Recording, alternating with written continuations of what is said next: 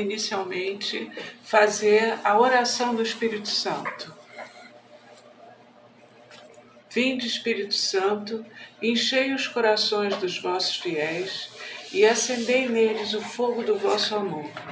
Enviai o vosso Espírito e tudo será criado, e renovareis a face da terra. Oremos, Deus, que instruíste os corações dos vossos fiéis com a luz do Espírito Santo, fazei que apreciemos retamente todas as coisas, segundo o mesmo Espírito, e gozemos sempre da sua consolação. Por Cristo, Senhor nosso. Amém. O Credo, profissão da nossa fé em Deus Pai, Filho e Espírito Santo, e em sua ação criadora, salvadora e santificadora, culmina na proclamação da ressurreição dos mortos, no final dos tempos e na vida eterna. Entre nós, muitas vezes, se torna difícil aceitar a morte e ter esperança na vida eterna.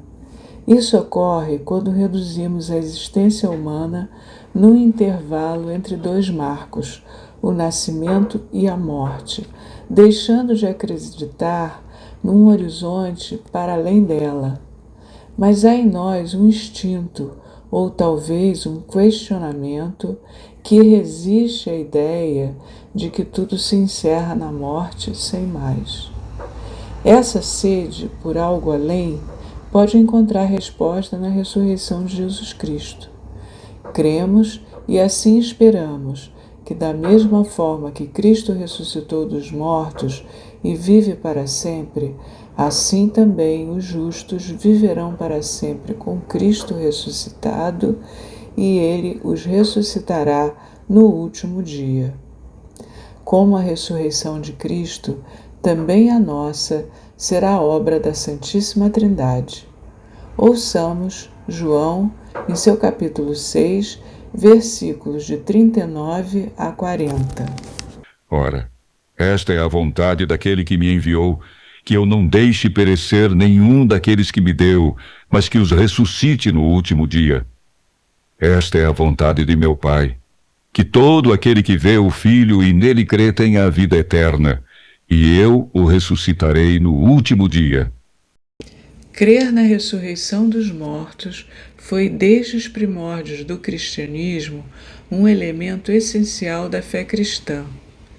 Essa convicção se fundamenta na ressurreição de Jesus Cristo, que, como premissa dos que dormem, inaugurou uma nova realidade para a humanidade. A fé na ressurreição não se limita a uma esperança futura, mas transforma a existência presente, pois afirma que a morte não tem a palavra final. Trata-se de uma verdade central, expressa no credo apostólico e reiterada pela tradição da Igreja. Creio na ressurreição da carne e na vida eterna. O termo carne designa o homem em sua condição de fraqueza. O credo niceno-constantinopolitano também expressa a mesma verdade. Espero na ressurreição dos mortos e da vida do mundo que há de vir. Os dois símbolos são professados pela Igreja. A ressurreição da carne ou dos mortos significa que após a morte não haverá somente a vida da alma imortal, mas que mesmo os nossos corpos mortais readquirirão vida. Ouçamos Romanos, em seu capítulo 8, versículo 11. Se o Espírito daquele que ressuscitou Jesus dos mortos habita em vós, ele, que ressuscitou Jesus Cristo dos mortos, também dará a vida aos vossos corpos mortais, pelo seu Espírito que habita em vós. A Igreja Católica, portanto, crê que existirá uma ressurreição definitiva no final dos tempos, que abrangerá corpo e alma da pessoa na parousia de Jesus Cristo, que é a segunda e derradeira volta de Jesus num acontecimento histórico e futuro. A ressurreição dos mortos foi revelada progressivamente. A esperança na ressurreição corporal dos mortos foi se impondo como uma consequência intrínseca da fé em um Deus criador do homem e do mundo. E com a percepção de que esse Deus criador foi também aquele que manteve fielmente sua aliança com Abraão e sua descendência. É nesta dupla perspectiva de um Deus criador e salvador do povo que começará a exprimir-se a fé na ressurreição. Em 2 Macabeus, capítulo 7, versículo 9, os mártires macabeus manifestam clara convicção na ressurreição. Também no discurso profético, a ressurreição é evocada como um sinal escatológico da esperança. O renascimento do povo de Israel, prostrado pela derrota e humilhação, eram chamados à vida nova pelos profetas para a fidelidade ao Deus da aliança. Essa imagem atinge seu ápice em Ezequiel, capítulo 37, versículos de 3 a 4. Disse-me o Senhor: Filho do homem, poderiam esses ossos retornar à vida? Senhor Javé, respondi, só vós o sabeis.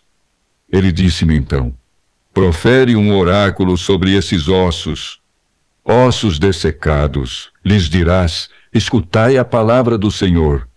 Na visão dos ossos secos, onde o Espírito de Deus sopra sobre os mortos e os faz reviver, simbolizava a restauração de Israel e a renovação da aliança. Durante a vida pública de Jesus, os fariseus e muitos outros contemporâneos dele esperavam a ressurreição, e Jesus os ensinava essa verdade com firmeza. Ouçamos no relato de Marcos 12, versículos 24 a 25, o diálogo entre Jesus e os saduceus. Jesus respondeu-lhes: Errais, não compreendendo as Escrituras nem o poder de Deus. Na ressurreição dos mortos, os homens não tomarão mulheres, nem as mulheres maridos, mas serão como os anjos nos céus. Como vimos, Jesus é interpelado pelos saduceus. Eles propunham uma situação hipotética para ridicularizar a ideia da vida após a morte. Jesus os responde revelando que a ressurreição não será uma continuação da vida terrena, mas uma realidade transformada, e que a fé na ressurreição baseia-se na fé em Deus, um Deus dos vivos e não dos mortos. Mais ainda, Jesus liga a fé na ressurreição à sua própria pessoa e nos oferece um sinal ao restituir a vida a certos mortos, como nos conta a Sagrada Escritura, anunciando assim a própria ressurreição, que, no entanto, seria de outra ordem no terceiro dia depois da sua morte.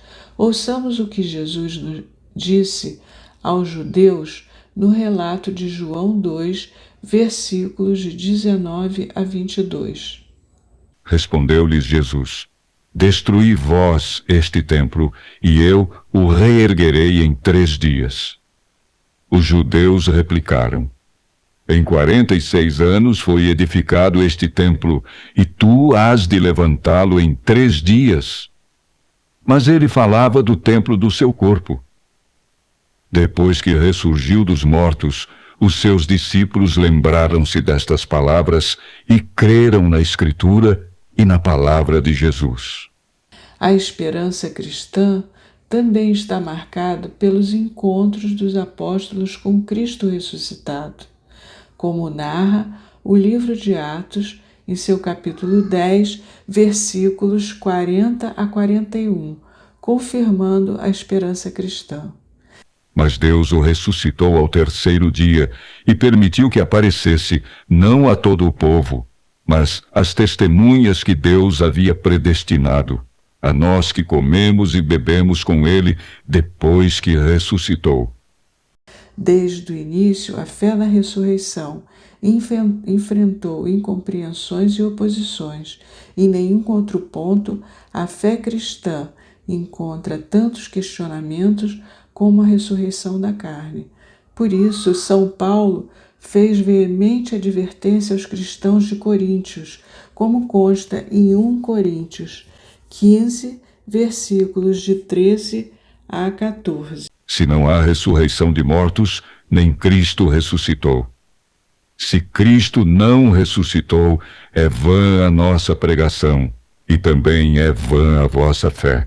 Aceita-se muito comumente que depois da morte, a vida da pessoa prossiga de um modo espiritual.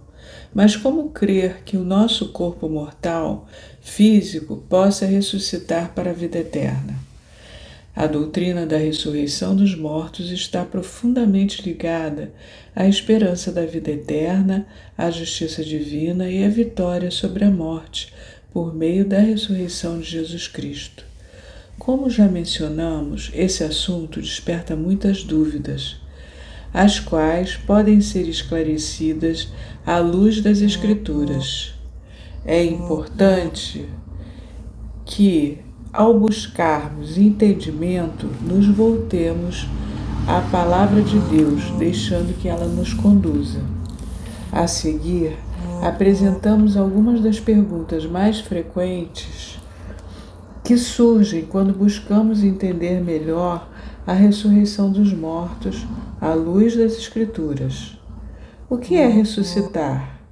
Na morte, o corpo humano se deteriora, enquanto a alma vai ao encontro de Deus, permanecendo na expectativa da união definitiva com o corpo glorificado. Conforme a fé da Igreja, no último dia, Deus, em sua onipotência, restituirá a vida incorruptível aos nossos corpos, unindo-os novamente às nossas almas, pela virtude da ressurreição de Jesus Cristo, um evento que valida sua divindade e a eficácia de sua morte na cruz. A ressurreição de Jesus é a primeira dos que dormem, ou seja, o primeiro passo para a ressurreição geral dos mortos. Quem ressuscitará? Todos os que morreram, os que tiveram feito bem para uma ressurreição de vida, os que tiverem praticado mal para uma ressurreição de julgamento. Jesus nos fala quem ressuscitará, em João, capítulo 5, versículos de 28 a 29. Não vos maravilheis disso, porque vem a hora em que todos os que se acham nos sepulcros sairão deles ao som de sua voz. Os que praticaram o bem irão para a ressurreição da vida, e aqueles que praticaram o mal ressuscitarão para serem condenados. E de que maneira? Cristo ressuscitou com seu próprio corpo, mas não voltou a uma vida terrestre. Da mesma forma, todos ressuscitarão com seu próprio corpo, porém este corpo será transfigurado em um corpo de glória, um corpo espiritual. Isso ultrapassa a nossa imaginação, sendo acessível somente na fé. Além da ressurreição do corpo, a ressurreição da alma vai ocorrendo em vida, pela graça que ocorre através da conversão e da vida em Cristo.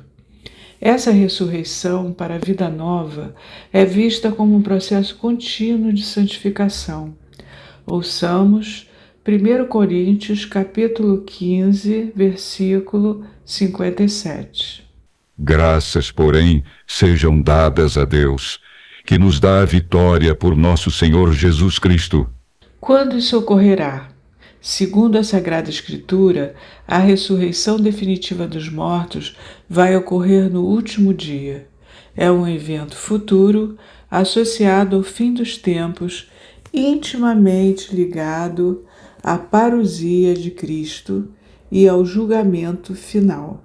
Ouçamos 1 Tessalonicenses, capítulo 4, versículos de 16 a 18. Quando for dado o sinal, à voz do arcanjo e ao som da trombeta de Deus, o mesmo Senhor descerá do céu e os que morreram em Cristo ressurgirão primeiro. Depois nós, os vivos, os que estamos ainda na terra, seremos arrebatados juntamente com eles sobre nuvens, ao encontro do Senhor nos ares, e assim estaremos para sempre com o Senhor. Portanto, consolai-vos uns aos outros com estas palavras. De certo modo, já ressuscitamos em Cristo. Graças ao Espírito Santo, a vida cristã já é a participação na morte e ressurreição do Senhor. Graças a Cristo, a morte tem um sentido positivo para os cristãos, pois pela fé, a morte não é um fim, mas uma passagem para a vida plena e eterna junto a Deus. A esperança da ressurreição ilumina o caminho daqueles que creem. Ao renunciar ao pecado para viver uma vida nova em Cristo, ingressamos numa vida marcada pela graça e pela santidade, num contínuo processo de conversão. Nossas vidas são medidas pelo tempo, ao longo do qual passamos por mudanças e, como acontece com todos, a morte aparece como um final normal da vida. Por isso, tem um caráter de urgência, um alarme interior, que nos lembra que temos um tempo para realizar nossa vida. A morte é o fim da peregrinação terrestre do homem, do tempo de graça e de misericórdia que Deus nos oferece para realizar nossa vida terrestre, segundo o projeto divino e para decidir nosso destino último. Jesus, o Filho de Deus, sofreu também ele a morte, próprio da existência humana. As afirmações da Sagrada Escritura e os ensinamentos da Igreja são um chamado à responsabilidade com o qual o homem deve usar sua liberdade em vista de seu destino eterno, um apelo insistente à conversão, como consta em Mateus, capítulo 7, versículos de 13 a 14. Entrai pela porta estreita, porque larga é a porta e espaçoso o caminho que conduz à perdição, e numerosos são os que por aí entram. Estreita, porém, é a porta, e apertado o caminho da vida, e raros são os que o encontram. Nós cremos que não fomos criados para viver alguns anos aqui na Terra numa situação de transitoriedade. Fomos criados para a eternidade.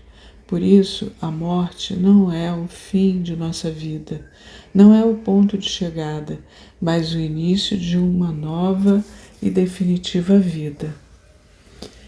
Crer na vida eterna não é uma esperança só futura, mas também influencia a vida presente, uma vida em conformidade aos ensinamentos de Cristo. No fim dos tempos, o reino de Deus chegará à sua plenitude. Então os justos reinarão com Cristo para sempre, e o próprio universo será transformado. E então Deus será tudo em todos. Ouçamos 1 Coríntios 15, versículos 28. E quando tudo lhe estiver sujeito, então também o próprio Filho renderá homenagem àquele que lhe sujeitou todas as coisas, a fim de que Deus seja tudo em todos.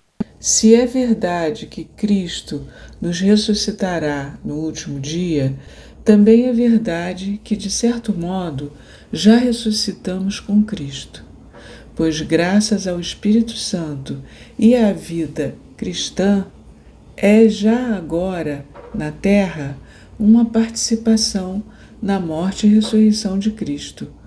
Ouçamos Colossenses, capítulo 2, versículos 12. Sepultados com ele no batismo, com ele também ressuscitastes por vossa fé no poder de Deus, que o ressuscitou dos mortos. Unidos a Cristo pelo batismo, os crentes já participam realmente na vida de Cristo ressuscitado, nutridos com o seu corpo na Eucaristia. Já pertencemos ao corpo de Cristo e quando ressuscitarmos no último dia, nós também seremos manifestados com Ele, cheios de glória. Ouçamos Colossenses capítulo 3, versículos de 1 a 4. Se, portanto, ressuscitastes com Cristo, buscai as coisas lá do alto, onde Cristo está sentado à direita de Deus. Afeiçoai-vos às coisas lá de cima e não às da terra, porque estáis mortos e a vossa vida está escondida com Cristo em Deus. Quando Cristo, vossa vida, aparecer, então também vós aparecereis com Ele na glória. A morte significa para o cristão o fim da vida terrena do homem, como um tempo aberto ao acolhimento ou à recusa da graça divina manifestada em Cristo. Por isso, segue-se imediatamente o juízo particular.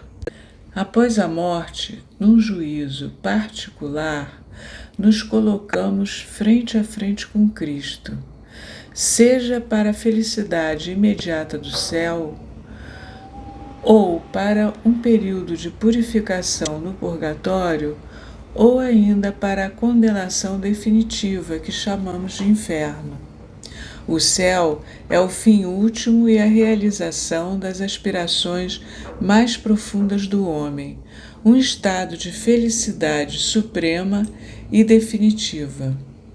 No céu, os que morreram na graça e na amizade de Deus estão totalmente purificados e vivem para sempre com Cristo. São para sempre semelhantes a Deus, porque o veem tal como Ele é. Ouçamos primeiro João, capítulo 3, versículo 2. Caríssimos, desde agora somos filhos de Deus, mas não se manifestou ainda o que havemos de ser. Sabemos que, quando isso se manifestar, seremos semelhantes a Deus, porquanto o veremos como Ele é. O purgatório é para os que morreram na graça e na amizade com Deus, mas não estão completamente purificados. Embora tenham garantida a sua salvação eterna, passam após a morte por uma purificação, a fim de obterem a santidade necessária para entrar na alegria do céu. É por isso que nós rezamos pelos falecidos, porque acreditamos poder ajudá-los nessa purificação passageira e transitória. O inferno é para aqueles que morreram em pecado grave, sem ter se arrependido dele e sem acolher o amor misericordioso de Deus. Ficam para sempre separados de Deus. É um estado de autoexclusão definitiva da comunhão com Deus. Trata-se, pois, de uma opção livre assumida durante a vida. São João ensinava que aquele que não ama permanece na morte. Ouçamos primeiro João, capítulo 3, versículo 15. É evidente que Deus não predestina ninguém para o inferno. Só vai para o inferno quem realmente assume uma aversão voluntária contra Deus e persiste nela até o fim. A Igreja reza constantemente, implorando a misericórdia de Deus, que quer que ninguém se perca, mas que todos venham a se converter, como está em 2 Pedro, capítulo 3, versículo 9. O Senhor não retarda o cumprimento de sua promessa, como alguns pensam, mas usa da paciência para convosco. Não quer que alguém pereça, ao contrário, quer que todos se arrependam. Os evangelhos falam muito do juízo final, que vai acontecer por ocasião da volta gloriosa de Cristo, Só o Pai conhece o dia e a hora desse julgamento. Naquele momento, o Pai, através do seu Filho Jesus Cristo, pronunciará a sua palavra definitiva sobre toda a história. Mas não sabemos como nem quando isso vai acontecer. Esse encontro com toda a humanidade, com Jesus Cristo, o justo juiz da história, mas sabemos quais os argumentos serão usados. O amor de Deus é o próximo, como consta no Evangelho. Tive fome e me destes de comer. Estava nu e me vestistes. Doente ou na prisão e me visitastes. Ouçamos Mateus, em seu capítulo 25, versículos de 35 a 36. Porque tive fome e me destes de comer, tive sede e me destes de beber. Era peregrino e me acolhestes, nu e me vestistes, enfermo e me visitastes. Estava na prisão e viestes a mim. Para o homem, essa consumação será a realização última da unidade do gênero humano querida por Deus desde a criação e da qual a Igreja peregrina no mundo é apenas um sinal ou sacramento.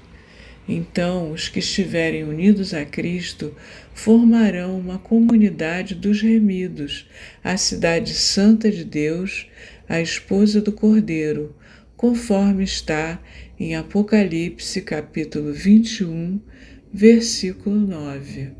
Então veio um dos 7 anjos que tinham as 7 taças cheias dos 7 últimos flagelos, e disse-me: Vem, e eu te mostrarei a noiva, a esposa do Cordeiro. A seguir, teremos um tempo para tirar dúvidas e os comentários de vocês sobre a apresentação de hoje.